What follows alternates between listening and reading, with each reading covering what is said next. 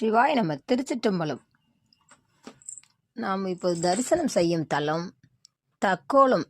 வேலூர் ராணிப்பேட்டை மாவட்டத்தில் அமைந்துள்ள தக்கோலம் என்ற இடத்தில் தக்காளி அம்மன் ஆலயம். இது பேர் வித்தியாசமே இருக்கே, என்ன அப்படின்னு கேட்டேன்.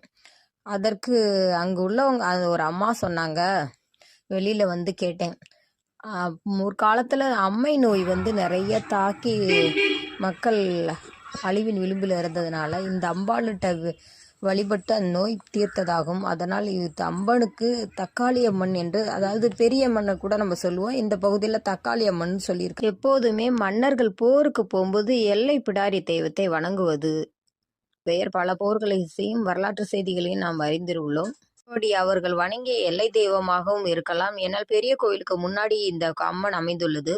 காலப்போக்கில் அம்மை நோயினால் முக்கிய விழாக்கள் இந்த ஆலயத்தில் சிறப்பாக நடைபெறுவது. ஒவ்வொரு மாத அமாவாசை அன்றும் இந்த ஆலயத்தில் பொங்கல் வைத்து வழிபடுவது மிக சிறப்பாகும்.